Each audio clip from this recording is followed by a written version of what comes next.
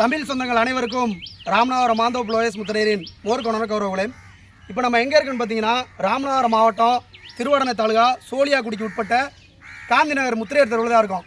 கடந்த ஒரு வாரத்துக்கு முன்னாடி பாண்டீஸ்வரி அக்காவோட குடிசை தீயறிஞ்ச தகவல் தமிழ்நாடு முழுவதும் மிகப்பெரிய ஒரு பரபரப்பு ஏற்படுத்துச்சு.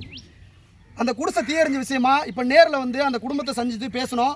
அவங்க சொல்கிற இந்த பகுதியில் உள்ள மக்கள் சொல்கிற கோரிக்கை என்னென்னா, தொடர்ச்சியாக 40 ஆண்டு காலமாக நாங்கள் இங்கே மீனவர் குடியாக இருக்கோம். எங்களை இங்கே வாழ விடாமல் தடுக்கிறது இந்த இடத்திற்கும் கவர்மெண்ட்டுக்கு தான் பிரச்சனை. கவர்மெண்ட் இடம் இது இங்கே தொடர்ச்சியாக ஒரு 40 வருஷம் 50 வருஷமாக இந்த மக்கள் கடலுக்கு போயிட்டு இங்கே வாழ்ந்துக்கிட்டு இருக்காங்க. ஒரு தனிநபர், அதாவது இதற்கு முன்னாடி கவுன்சிலர் இருந்திருக்காரு, அவரோட அதிகாரத்தை பயன்படுத்தி அவர் இதற்கு முன்னாடி இந்த தொகுதியில் உள்ள எம்எல்ஏவோட சொந்தக்காரு. இன்னைக்கு ஆட்சி மாற்றம் புதுசாக வந்துருச்சு. இன்னைக்கு திமுக அதிமுக கிடையாது. மாண்புமிகு மரியாதைக்குரிய அண்ணன் சோசப்பண்ணனோட ஆட்சி, நம்ம ஆட்சி. இப்போ ரீசெண்டாக கரூரில் பேசும்போது கூட அண்ணன் சொல்லியிருப்பாங்க, இது உங்கள் ஆட்சி, அக்காவோட ஆட்சி, தங்கச்சியோட ஆட்சி அப்படின்னு சொல்லியிருப்பாங்க. இன்னைக்கு ஒரு குடிசை தீயறிஞ்சிருக்கு. அந்த தீயறிஞ்சதுக்கு காவல்துறையில் கம்ப்ளைண்ட் பண்ணியிருக்காங்க ராஜேந்திரனை. உரிய விசாரணை நடத்தலை. இன்னும் விசாரணை நடத்தி கம்ப்ளைண்ட் கொடுத்ததுக்கு 24 ஹவர்ஸில் சிஎஸ்ஆர் காப்பி கொடுக்கணும். இன்னும் சிஎஸ்ஆர் காப்பி கொடுக்கல. இந்த பகுதி மக்களுக்கு இந்த பகுதியில் ரோடு வசதி இல்லை, வாழ்றதுக்கு இடம் இல்லை. இந்தியா சுதந்திரம் அடைஞ்சு 80 வருஷமாச்சு. ஒரு முத்திரையர் சமுதாயம் வீடு கட்டி வாழ முடியல. கடற்கரை ஓரத்தில் கஷ்டப்பட்டு அண்ணனை கடலுக்கு போய் உங்களோட மூஞ்சியெல்லாம் பாருங்க. இவங்கெல்லாம் ராஜேந்திரன் எடுத்து சண்டை போடுற ஆளுங்க மாதிரியா இருக்காங்க. டெய்லி கஷ்டப்படுறவங்க இவங்கெல்லாம் கடலுக்கு போனால் சாப்பாடு, ஒரு பாத்ரூம் வசதி இல்லை, குடிக்க தண்ணி கொண்டு வர்றதுக்கு ஒரு பாதை இருக்கு, அந்த பாதையை அடைச்சிட்டாப்புல.